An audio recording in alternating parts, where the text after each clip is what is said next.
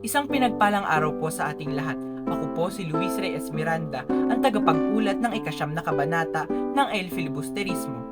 Bago ko po simulan ang aking pag-uulat, ay iisa-isahin ko po muna ang mga pangunahing tauhan ng kabanatang ito. Tandang Selo, siya po ang ama ni Kabesang Tales at siya po ang nag-alaga at nag-aruga sa bata at sakiting si Basilio.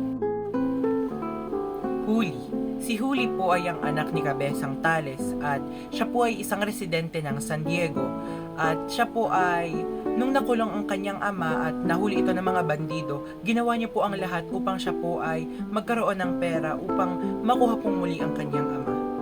Kabesang Tales. Si Kabesang Tales ay ang anak ni Tandang Selo. Ang buo niyang pangalan ay Telesforo Juan de Dios at siya ang dating kabeza de barangay o ang pinuno ng kanilang barangay at naghirap siya sa kung papaano makuha muli ang pagmamayari ng lupa niya at dahil dito napasama siya sa mga bandido at kinatakutan siya ng buong nayon at nagkaroon siya ng palayaw na matanglawin. Hermana Penchang. Si Hermana Penchang ay isang mayaman at madasaling babae na pinaglilingkuran ni Huli. Siya ang nagturo kay Huli kung papaano magdasal. Basilio. Si Basilio ay binatilyo sa San Diego na kapatid ni Crispin at ang ina nilang dalawa ay si Sisa. Sa pagkamatay ng kanyang ina at pagkawala ng kanyang kapatid, nilisan niya ang bayan at nagpunta siya ng Manila kasama ni Kapitan Tiago. Doon ay pinag-aral siya ng kursong medisina at sumali siya sa isang organisasyon ng mga estudyante kung saan hinahanap nila ang Akademya ng Castilian. Ngayong nakilala na po natin ang mga pangunahing tauhan sa kabanatang ito, nais ko na pong simulan ang aking pag-uulat. Ang pangyayari kay Tandang Selo. Nang makarating sa bayan ang balita ng kasawiang palad ni Tandang Selo, ang ilan ay nahabag at ang ilan naman ay nagkibit-balikat. Walang may kasalanan sa pangyayaring iyon at walang masisisi. Naging usap-usapan sa bayan ng San Diego ang nangyari kay Tandang Selo. Karamihan sa mga tao ay walang pakialam, ngunit ang iba naman ay walang habas kung pagtsismisan ng matanda. Anang ilan, kung di lamang daw umalis si Kabesang Tales ay hindi nangyari ang kamalasang ito kay Tandang Selo. So, ang nangyari po kasi ay lumabas si Tandang Selo at may tinangka siyang kausapin. At sa oras ng pagkakausap niya, yung simula na ng conversation nila, hindi siya makapagsalita. Walang words na nalabas sa bibig niya at hindi niya alam kung bakit ito nangyari at walang konkretong rason kung bakit ito nangyari sa kanya. Ang hinuha ni Hermana Penchang. Nang mabatid ni Hermana Penchang na siyang pinaglilingkuran ni Huli ang nangyari, kanyang sinabing pinadadalhan tayo ng Diyos ng gayong parusa dahil tayo ay makasalanan o may kamag-anak na makasalanan na dapat sana'y tinuruan natin ng kabanalan subalit hindi natin ginawa. Akalain ninyong isang dalagang maari ng mag-asawa ay hindi pa marunong magdasal? Kung dasalin ng Aba Ginoong Maria ay hindi man lang humihinto sa sumasa iyo, at sa Santa Maria naman ay hindi humihinto sa makasalanan, na siyang pagdarasal na dapat gawin ng isang mabuting Kristiyanong may takot sa Diyos. So, sinisi po ni Hermana Penchang sa lolo ni Huli ang pangyayari. Naaniya ay parusa daw ito dahil sa kakulangan ng pagdarasal at hindi pagturo ni Tandang Selo kay Huli ng maayos. So dahil nga hindi maalam sa pagdadasal si Huli, si Hermana Penchang na ang nagturo sa kanya ng tamang pamamaraan ng pagdadasal. Tinuruan ni Hermana Penchang si Huli ng wastong pagdarasal.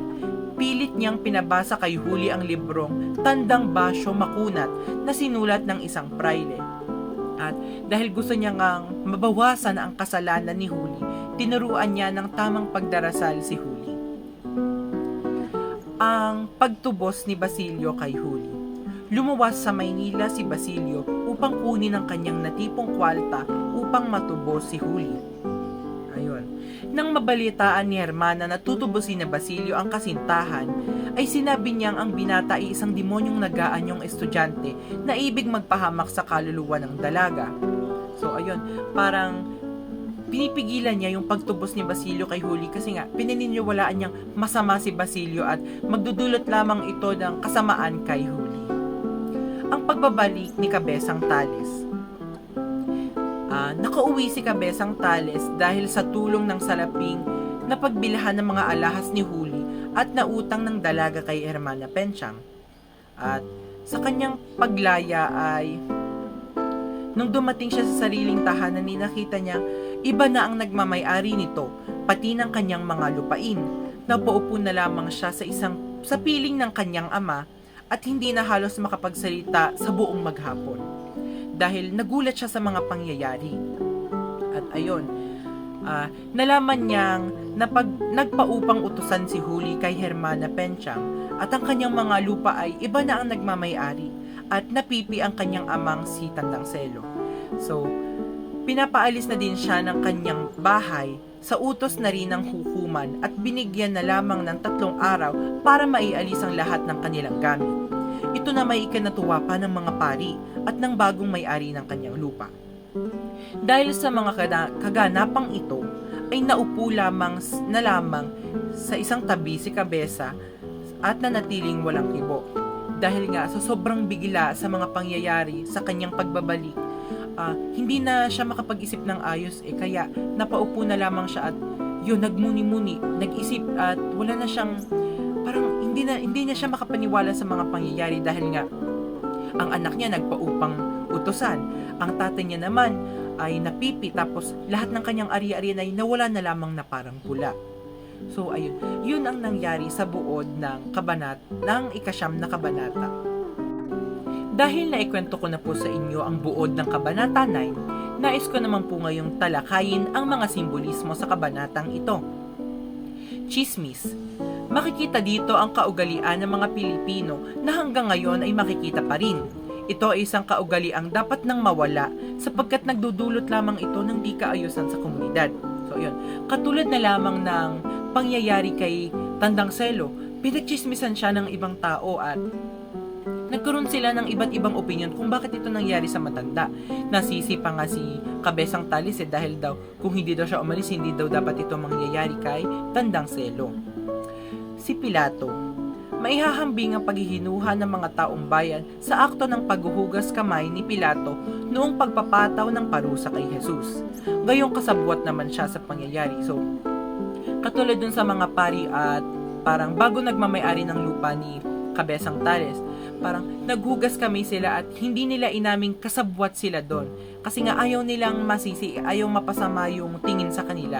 Kaya ginawa nila iyon katulad ng paghuhugas kamay ni Pilato noong pagpataw ng parusa kay Jesus. Ngayon ay atin namang tatalakayin ang aral ng kabanatang ito. Ang kasawian at pagsubok sa buhay ay hindi dapat inilalagay sa puso at isipan. Labanan ito, huwag hayaang maging laso na sisira sa iyong pagkatao.